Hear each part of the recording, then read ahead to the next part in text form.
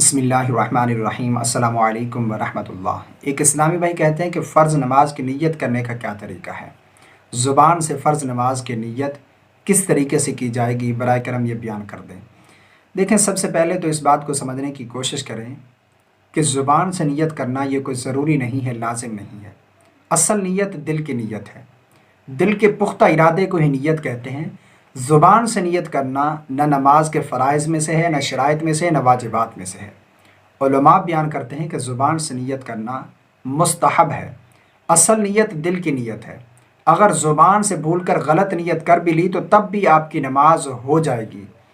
मिसाल के तौर पर आप ज़ोहर की नमाज़ पढ़ रहे हैं और ज़ोहर की नमाज की नीयत, आपके दिल के अंदर ज़ोहर की नमाज की नीयत है, लेकिन ज़ुबान से भूलकर आपने ज़ोहर की बजाय असर की नमाज की नीयत कर ली तो तब भी आपकी नमाज हो जाएगी। ज़ुबान की नीयत काबिल एतबार नहीं, असल नीयत जो है वो दिल की नीयत है। दिल के पुख्ता इरादे को ही नीयत कहते हैं।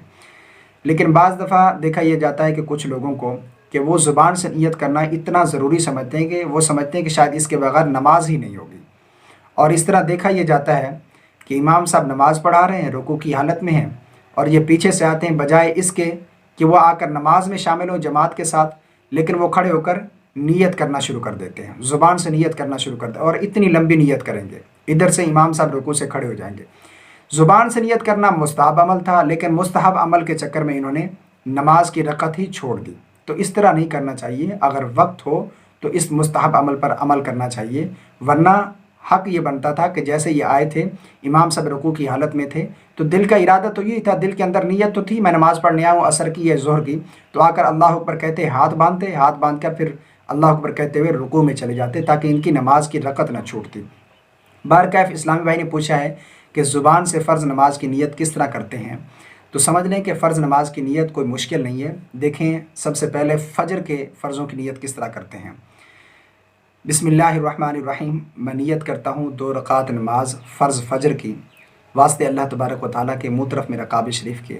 और अगर इमाम के साथ पढ़ रहे जमात के साथ तो फिर ये भी कहेंगे कि पीछे इस इमाम के अल्लाहु अकबर। ये नीयत है।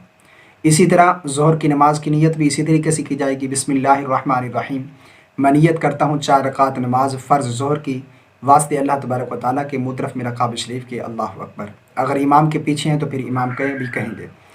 और असर की नीयत भी इसी तरह होगी, कोई मुश्किल नहीं है, सेम है सब, सिर्फ नमाज का जो है नाम लेना है। मिसाल के तौर पर असर की नमाज की नीयत बिस्मिल्लाहिर्रहमानिर्रहीम। मैं नीयत करता हूँ 4 रकात नमाज फ़र्ज़ असर की वास्ते अल्लाह तबारक व तआला के मुँह तरफ मेरा काबे शरीफ के अल्लाहु अकबर। इसी तरह मगरिब की नमाज की नीयत भी इसी तरीके से की जाएगी। मैं नीयत करता हूँ 3 रकात नमाज फ़र्ज़ मगरिब की वास्ते अल्लाह तबारक व तआला के मुँह तरफ मेरा काबे शरीफ के पीछे इस इमाम के अल्लाहु अकबर। और इसी तरह इशा की नमाज की नीयत भी यही होगी। मैं नीयत करता हूँ 4 रकात नमाज फ़र्ज़ इशा की मुँह तरफ मेरा काबे शरीफ के वास्ते अल्लाह तबारक व तआला के अल्लाहु अकबर। ये नीयत कोई मुश्किल नहीं है। असल नीयत दिल का पुख्ता इरादा है। हाँ, अगर ज़ुबान से नीयत करेंगे तो ये मुस्तहब है। उम्मीद करता हूँ कि मैंने जो कुछ भी आपके सामने बयान किया है आपको समझ आ गया होगा।